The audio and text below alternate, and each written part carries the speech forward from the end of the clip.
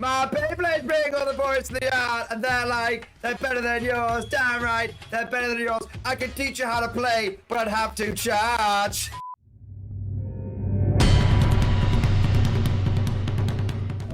Hello again, my little conscripts, and welcome to another Mordian Glory video. In today's episode, we shall be casting our ever-critical eye over another 10th edition Imperial Guard Codex datasheet. And let me tell you, I am properly excited to make this video because it is going to be the beginning of a short series where we review all of the Guard Super Heavies. And for the last few months, they've been terrible. They've all been awful. But with a recent FAQ change, they've all become quite good now. And to celebrate this change, I thought I would start off this mini-series with what I think is the best Guard Super Heavy right now. It's the Banesword. And so without further ado, let's mount up, roll out, and drive right into this thing. You there, Guardsmen! Do you like multi-part plastic sci-fi infantry that doesn't cost a kidney? Well, good news! The Mordian Glory channel is now officially sponsored by Wargames Atlantic. Wargames Atlantic sells fantastic sci-fi models which are perfect as alternative Imperial Guardsmen. This includes the Bulldogs, totally not Praetorians, or the Legrognards, which are totally not Mordians, Festorians, or Kriegers all in one box. And the best bit is, Wargames Atlantic offers a bulk buy discount, and the more you buy, the bigger the discount. Perfect for amassing those huge platoons of guardsmen. So what are you waiting, you fool? Click on the affiliate link down below, get yourself some great models, and support the channel today. As is tradition, we'll start off with an overview of the Banesword stat line before then moving on to its war gear, its weapons, and its abilities. We'll then wrap the episode up with some deep thoughts on how you can use it on the battlefield. With that said, let's start off with that cheeky stat line. And one of the things that you can say about Guard Super Heavies is they've got a premium set of stats. Even when these things were a bit crap, they always had a good stat line. And they've got a movement of 12 inches. That's actually pretty fast. That's very bloody fast. Because that's actually a couple of inches faster than most Guard vehicles. This thing's as fast as a Taurox. And Tauroxes are fast, but it's not a Taurox. It's a Banesword. It's got a lot more firepower than a Taurox. But this thing isn't just fast, it's also very durable. Toughness 13 with a 2+ save and 24 wounds makes Imperial Knight players cry with jealousy. Now T13 is a really big deal because it means that most Lascannon and Lascannon equivalents, which are the most common anti-tank profile in the game, strength 12, AP -3, damage D6 +1, wounds you on 5s. That's not reliable. That's not reliable at all. I have seen many a Lascannon, and in melee, many a Thunderhammer bounce off the Banesword as if it was nothing but a rock bouncing off the hull. And even if they do manage to wound you, you've got a 2+ save. You stick this thing in cover, or use the smoke stratagem on it, because it can have the smoke stratagem. It does have smoke launchers. This thing is going to have cover. So, you know, a 2+ save with cover, that means that even if they hit you with that AP -3 weapon, you're still going to have a 4-up save. They're going to have to start hitting you with some kind of crazy-ass melter weapon. And unless it's an Imperial Knight with a Volcano Lance, that's going to be wounding you on 5s as well. And even if they do hit you with a melter weapon, Baneswords love to get paired up with Tech Priest Engineers who can put a 4+ invulnerable saves on them. In fact, it's typically considered that it's almost mandatory to have that 4-up invuln just to make sure this thing can really, truly tank everything that gets thrown at it. And then with 24 wounds, even if something does get slipped past, you're not going to get one shot popped by a Lascannon or two. The enemy is going to have to put some serious firepower into you. However, with all of that said, and as hype as this defense stat line is, these things are tough, but they're not invincible. Many a time, in many a game, in many a battle report, looking across at many a tournament table, and also many times myself, I have seen overconfident, or I have been the overconfident Imperial commander which rammed their Banesword down the middle of the board only to see it getting obliterated in one turn. They're tough, but they tend to have the durability where they can survive a phase, but not 2 phases in a turn. If you let the enemy shoot the crap out of it and then follow up with a mega charge, you'll probably lose it in one go. So make sure that you are still protecting this thing. Make sure you're still screening this thing. At the end of the day, it's a guard tank. Its main job is to bring a hell of a lot of firepower to the table, but don't be letting it get swamped or hit from many different things in many different phases. Also, it doesn't have any mortal wound protection either, so be careful of people grenading you and also, surprisingly, tank shocking you. Quick side note on tank shock though, with this thing being toughness 13, it does get to roll 13 dice when it is tank shocking the enemy, so it can actually do a few mortal wounds, but I tend to find that you want to try and avoid your Baneswords to be tank shocking, because that means that they're getting up close and personal, and like I said, this is more of a long range fast support unit. See tank shock on a Banesword as a nice to have, not as a I'm going to be doing this every turn as part of my game plan. If it crops up, nice, otherwise treat it as a normal guard tank that's bigger with more firepower. We've kind of dipped into some of the advanced tactics there already. I'm just getting a bit excited and getting ahead of myself. Let's polish off the stat line before moving on. Leadership 7 is a bit meh, but fortunately Battle Shock doesn't really mean anything, so it's fine. Objective control of 8 is fantastic though. Really, really, really good. Anyone who's played against, I know I keep comparing these to Knights, but it is an apt comparison. Anyone who's played against Knights with their OC8 War Dogs will tell you that it's a really good breakpoint. And being able to have objective control 8 on this thing, you can slap it on an objective, and until they kill you, that objective is probably going to be yours. So it's fast, durable, and surprisingly good at camping objectives. But what about its firepower? Well, let's check out its weapons and war gear. Each Banesword comes equipped with 2 las cannons, a quake cannon, twin heavy bolter, 2 twin heavy flamers, and some armored tracks. Now, you are going to want to give it more guns. And the good news is it can take more guns for free, because it's a 10th edition. You don't have to pay extra points for them. You just slap them on. So the model's 2 twin heavy flamers, which refers to these things on the side here, can be swapped to twin heavy bolters. And you can then take an extra set of these sponsons. So you can take another 2 las cannons and another 2 sets of twin heavy bolters. You could go for the twin heavy flamers, but let me tell you, you want to avoid flamers on this thing like the plague. They're just a bad option. I'll get into it in the well, screw it, we'll look at it now. Not enough shots, and you can't fire Overwatch from Titanics because that's in an FAQ. No Titanics can fire Overwatch. As a result, it's better to go with heavy bolters, which will on average actually get more shots, and you can do it at range, and they just get more reliable wounds as well because they're twin linked.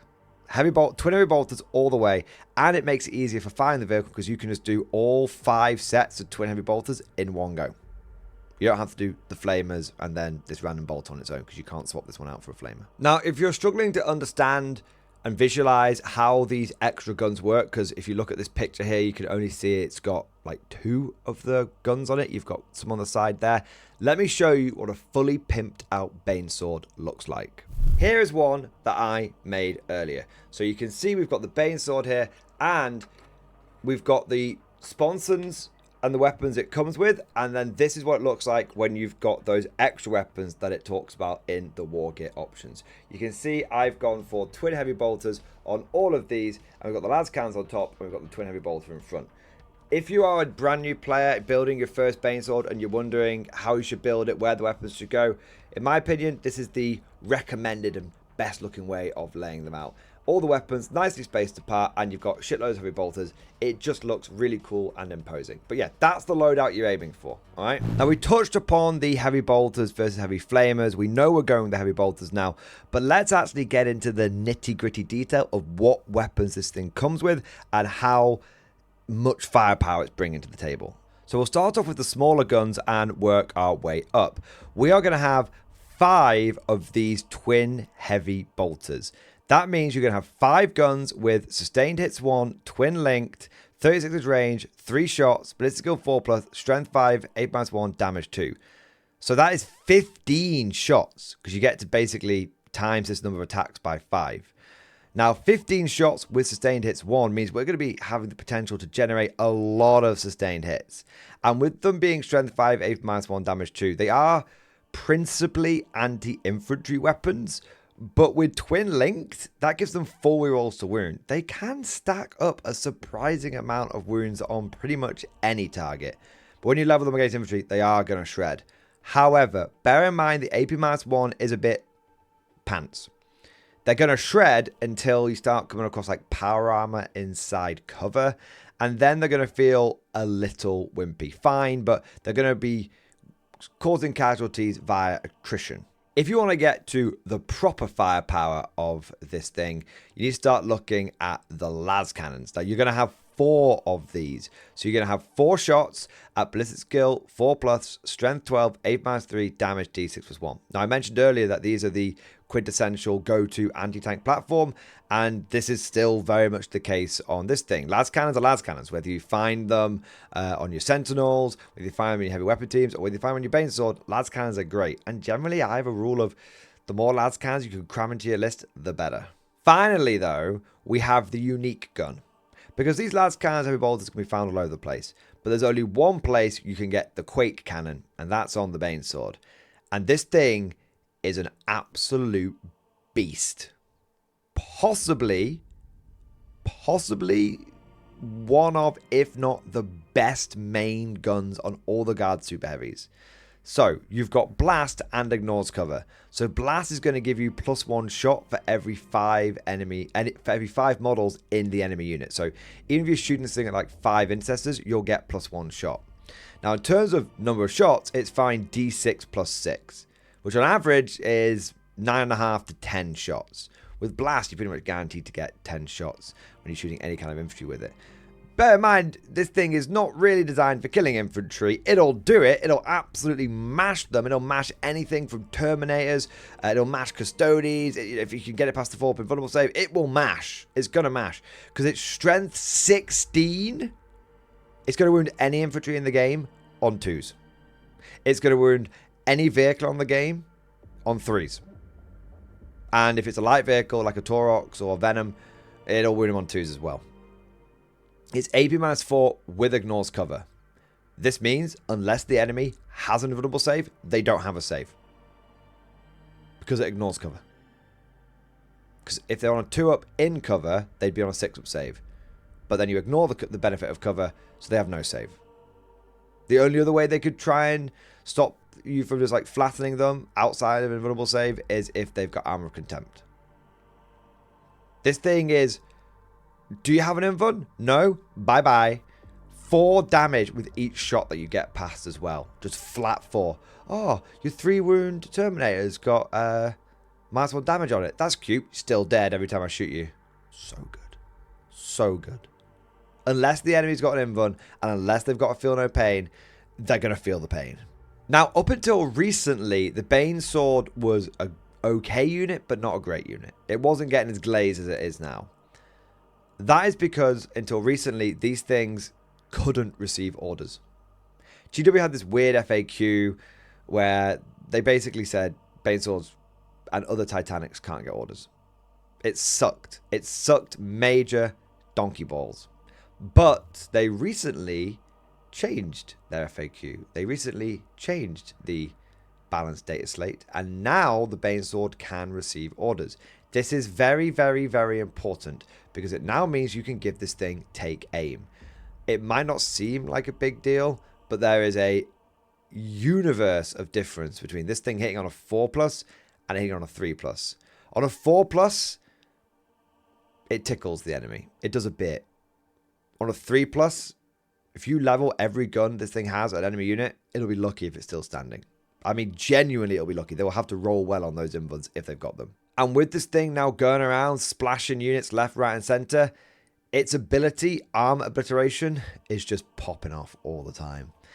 Basically, each time that you destroy a unit with the main gun, the Quake Cannon, if that unit has the Deadly Demise ability, so typically monsters and vehicles, instead of being triggered on a 6, it gets triggered on a 3+. Now, not every army is going to be using loads and loads of tanks, but there is definitely still an element of a vehicle and monster meta out there.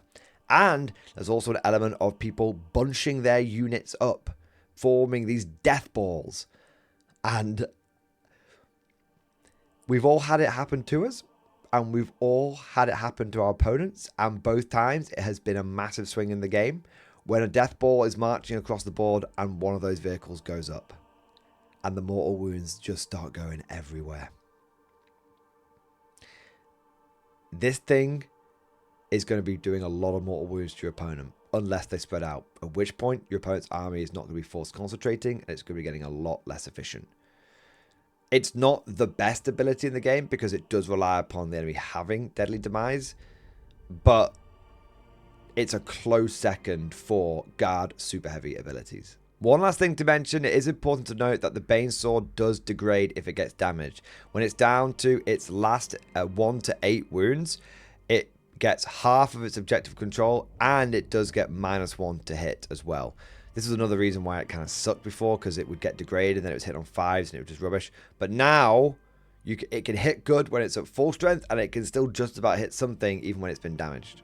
Don't forget you have a tech priest nearby this thing though, or you should do. So even if it does get a bit damaged, you can repair it back up and get rid of that degradation. Now that just about covers everything on the Banesword's datasheet, but now let's get on to how you want to use it on the battlefield. Some of its pros and cons. Pros, it's a big tank, that's durable, that brings a lot of firepower to the board. It's something that if your opponent isn't ready for, is going to really throw a spanner in their works. A lot of people sort of dismiss guard super heavies, but if you're not ready for one, it could be a real challenge. Of course, one of the problems that a premium unit like this, which is bringing a lot to the table, has is it's points intensive. Baneswords at time of recording are 480 points. That's near as, damn it, 25% of your 2,000 point army list. It's going to have to do some heavy lifting, and when it dies, you'll definitely notice a big gap in your army. Typically, you want to be allocating a significant portion of your damage dealer budget to this thing. So what I mean by that is, when you're building a list, you want to have some points going towards like infantry, for like infantry screening and doing objectives and stuff. You're going to want a very small amount of points, maybe about 10%, going towards doing like indirect fire and stuff. You're going to want maybe like 5% going towards doing like secondary objectives, like having a commissar or 2 in reserve, something like that. And then you're going to want to have another sort of significant portion, I'd say the infantry part and then this part are the 2 biggest bits, going towards damage dealers. Like normally I would take 2 Leman Russ tank commanders, 1 with Grand Strategist if I'm in like combined arms, and then 3 Leman Russ vanquishers. So that comes to about 1,000 points, just under about 950. So if you're taking one of these things, it's going to be eating about 25% of your budget for your whole list, but it's also going to be taking up about 50% of your damage dealers. One of the mistakes that I see a lot of people do is they try and take what they would normally take in this, and then they cram in a Banesword, and then they end up stripping out things like objective doers, indirect fire doers, and they almost like end up with a list that's too skewed towards doing damage, and they don't have one that's actually able to do objectives, action monkeys, and all like that. So when you're building one of these things, do your normal infantry allotment, do your normal secondary game allotment, do your normal indirect fire allotment, then put one of these things in, and then see how much points you've got left over for your damage dealers. You might end up, rather than like 5 Leman Russes, or like a couple of Rogel Dawns, a couple of Leman Russes, you might end up with a Banesword and just 2 other tanks. That's fine. That's fine. This thing is a damage dealer. It's going to be doing that part for your list. But of course, if it goes down, there's a lot less redundancy. Let me put it this way. If you've got 1 Banesword or you've got 3 Leman Russ Vanquishers, if your Leman Russ Vanquishers take 24 wounds, or let's say 26 wounds, then you lose 2 Vanquishers, but you've still got 1 tank left over. If the Banesword takes 24, 26 wounds, it's gone, and you've lost all of that firepower. So it's bringing a lot to the table, but it's a lot of eggs in one basket. Now, Baneswords are pretty much good in any guard detachment, whether it's combined arms or siege or recon, whatever. But there are a couple of detachments where they really stand out. In fact, there's one detachment where I think they're downright meta, and that is Hammer of the Emperor. You see, in Combined Arms, your Banesword doesn't have the Squadron keyword, so it can't benefit from the lethal hits. In Recon, it brings a lot of firepower to what is normally quite infantry focused, but it doesn't benefit from the detachment. You could put it in a siege detachment and like put a free like smoke barrage on this thing, but you could just get the same thing from just popping smoke with a CP. In a lot of the detachments, this thing isn't actually benefiting from a detachment rule. In Hammer of the Emperor, not only does this thing benefit from a detachment rule, but it also benefits from one very important stratagem: Crash Through. Crash Through lets you move through terrain as if it's not there.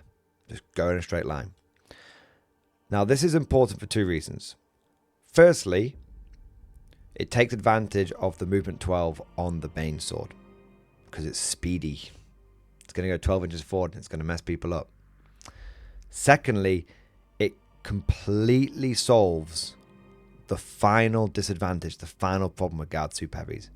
These things are big tanks. You've heard me say that many times in this video. And that is a point of pride. Yeah, big tank. Yeah, slap it down the table. Yeah. But the problem is that we play on a lot of L-shaped ruins. We play on some very terrain-dense boards. And that can sometimes mean that that movement goes to waste, just pivoting around buildings, being forced down movement channels. It can be a nightmare, a total nightmare. With Crash Through, you don't care how dense the terrain is. You're going to go through that terrain, you're going to pop out the other side, and you are going to blast the enemy in the face. And it actually makes the Banesword a real threat. Because it's got the volume of fire from all the heavy bolters, and it's got the punch from those las cannons and that quake cannon.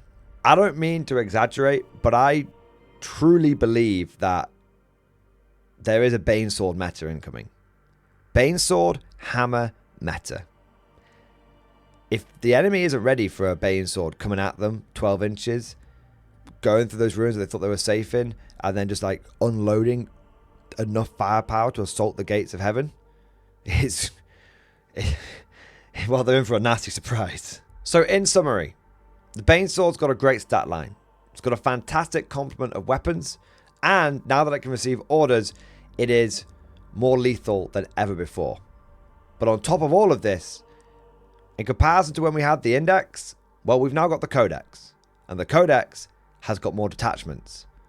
And we've never seen Crash Through Baneswords before, but I think we're going to going forward. Well, at least that's what I think. But of course, all of this is just like my opinion, man. Let me know what you guys think down in the comment section below.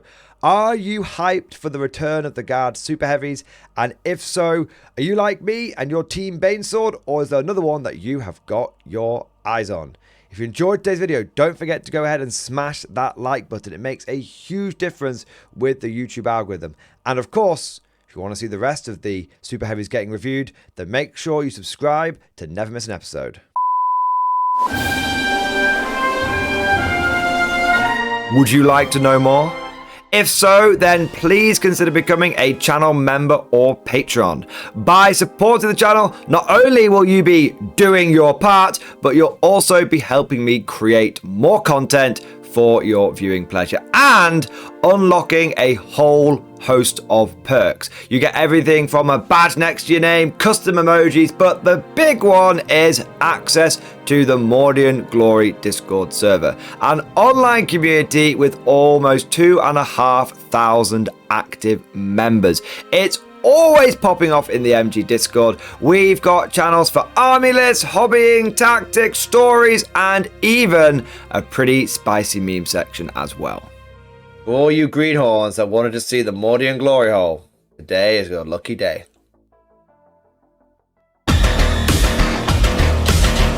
And joking aside, I do want to say a massive thank you to all of the current channel members and patrons. You guys are amazing, truly the lifeblood of the channel. I could not do Mordian Glory full-time without the incredible and generous support of my members, so thank you guys so much. And last but certainly not least, I want to say a personal thank you to all of my top tier Patreons. These are the War Masters, the people who have truly gone above and beyond the call of duty. So a heartfelt thank you to Alex Dengal, Bon Bon Vert, Lord Pryor, Mark Panconi, RJ Scorpion, Swordfish Trombone, Try Again Bragg, John Stubbs, Nick Walsh, Diesel Fox, and August Barney. Seriously guys, thank you from the bottom of my heart. Your support is incredible and it makes a huge difference. Thank you so much. That's all for now. Hope you've all enjoyed today's video, and of course, as always, see you guys next time.